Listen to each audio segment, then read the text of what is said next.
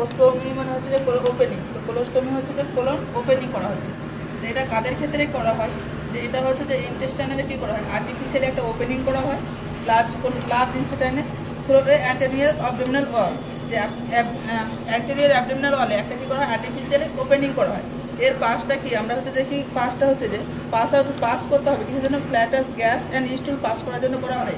ইন্ডিকেশনগুলো কী কী, এদের কাদের ক্ষেত্রে করবো, ইন্টেস্টাইনাল অবস্ট্রাকশন বা intestinal tumour, intestinal obstruction, intestinal carcinoma বা কোলোরেক্টাল কার্সিনোমা পেশেন্টের ক্ষেত্রে, বা রেক্টাল টিউমার বা অ্যানারেক্টাল মালফরমেশন যেটা হচ্ছে কনজেনিটাল ম্যালফরমেশন বলে থাকে, ইনকমপ্লিট আর অ্যাবনর্মাল ডেভেলপমেন্ট অ্যানাস রেক্টাম, এদের ক্ষেত্রে কী করা হয়, ইউজ করা। আর কাদের ক্ষেত্রে করা হয়, যেমন হচ্ছে পারসিস্টেন্ট অ্যানাল মেমব্রেন। পারসিস্টেন্ট হচ্ছে অ্যানাল মেমব্রেন বলতে হচ্ছে যে opening cover by a greenish membrane, যে অ্যানাল ওপেনিংয়ের ওপরে একটা কী থাকে, যে গ্রিনিশ মেমব্রেন থাকে, সেটা কী করে যে অ্যানালটাকে বাল্জিং দেখায়। আর এখানে কী করে, যে বেবি হচ্ছে যে কি পাস আউট করতে পারে না মিকোনিয়াম। মিকোনিয়াম হচ্ছে যে কি ফার্স্ট যে স্টুল পাস করছে বেবি, সেটা হচ্ছে পাস করতে পারে না সেটা। আর একটা হচ্ছে যে অ্যানাল স্টেনোসিস।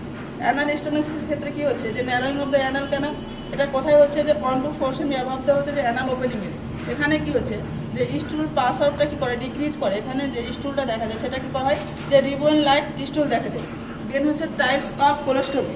তো টাইপস অফ কোলোস্টোমি কোথায় করা হচ্ছে, যে লার্জ ইন্টেস্টাইনে করা হচ্ছে। তো এখানে হচ্ছে যে চারটে পার্টে করা হয়, যেমন হচ্ছে একটা হচ্ছে ascending colon, transverse colon, descending colostomy আর হচ্ছে যে সিগময়েড কোলোস্টোমি।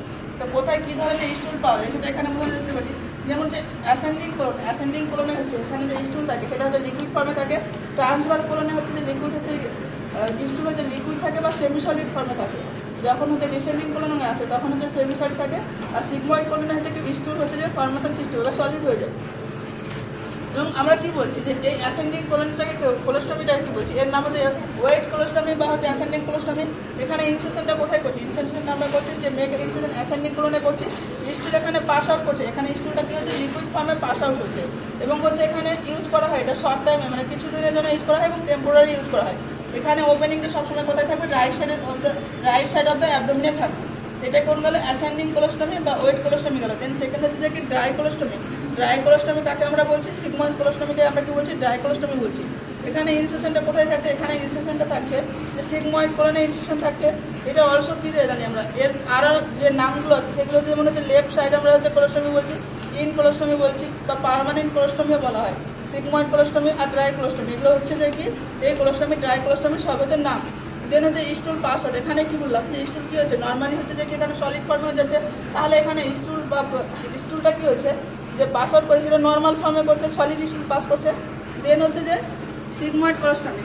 সিগময়েড কোলোস্টোমির সাম পেশেন্ট কী করছে, যে কিছু পেশেন্ট কী করে এখানে, যে ওরা যে কন্ট্রোল করার এমটি করার যে ক্ষমতা সেটা কী করে কন্ট্রোল করতে পারে। তাই এখানে হচ্ছে অনেক সময় হচ্ছে যে কোলোস্টোমি ব্যাগ ইউজ করা হয় না। তারপরে হচ্ছে যে ইলেকট্রমিটা কি হচ্ছে, যে আউটপুট ফ্রম দ্য হচ্ছে ileostomy as never enter the colostomy. এখানে কি করা হয়, ইলেকট্রমি ক্ষেত্রে ড্রেনেজ কন্টিনিউস করা হয়। এখানে হচ্ছে কোলোস্টোমি ব্যাগ মাস্ট এখানে সবসময় রাখতে হবে, এবং হচ্ছে সেটা হচ্ছে কী থাকে, over the ileostomy to collected drainage আকার হচ্ছে এখানে কালেক্ট করা হয়। তো আজকে এই পর্যন্ত।